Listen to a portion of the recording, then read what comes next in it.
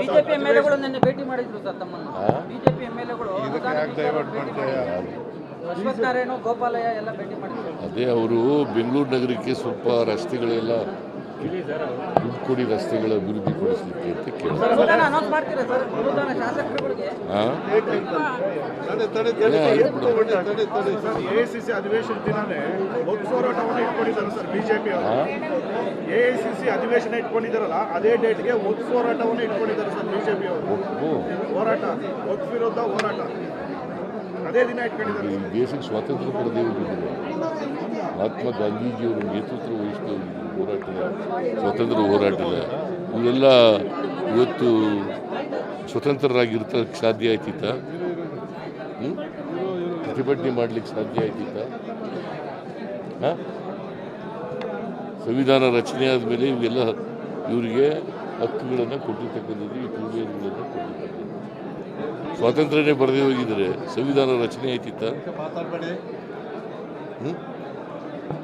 ಅವರು B J ಪಿಯವರು ಇದ್ದಾರಲ್ಲ, ಸಂವಿಧಾನಕ್ಕೆ ವಿರೋಧ ಅವರು ಯಾವಾಗಲೂ. ಗೋಲ್ವಾಲ್ಕರ್ ಆಗಲಿ, ಎಡ್ಗೆ ಅವರಾಗಲಿ, ಮತ್ತು ಸಾವರ್ಕರ್ ಆಗಲಿ, ಅವ್ರ ಸ್ಟೇಟ್ಮೆಂಟ್ಗಳು ಆಗ ಸಂವಿಧಾನ ಜಾರಿಯಾದಾಗ ಅವ್ರ ಸ್ಟೇಟ್ಮೆಂಟ್ಗಳನ್ನೆಲ್ಲ ನೋಡಿದ್ರೆ ಅವ್ರ ಸಂವಿಧಾನಕ್ಕೆ ವಿರುದ್ಧವಾಗಿದ್ದಂತೆ.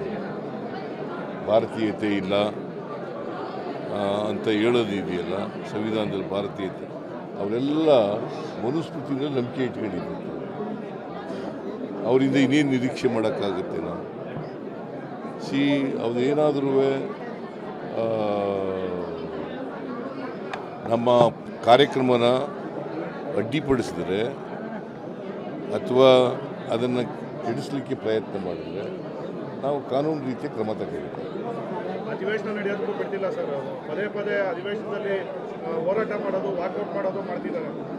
ಈಗ ಅವರಿಗೆ ವಿರೋಧ ಪಕ್ಷವಾಗಿ ಅಭಿವೃದ್ಧಿ ಬಗ್ಗೆ ಮಾತಾಡಬೇಕು, ರಾಜ್ಯದ ಅಭಿವೃದ್ಧಿ ಬಗ್ಗೆ ಮಾತಾಡಬೇಕು. ಸರ್ಕಾರ ತಪ್ಪುಗಳಿದ್ದರೆ ಆ ತಪ್ಪುಗಳನ್ನು ತೋರಿಸ್ತಕ್ಕಂಥ, ಸಲಹೆ ಕೊಡ್ತಕ್ಕಂಥ ಕೆಲಸವನ್ನು ಮಾಡಬೇಕು.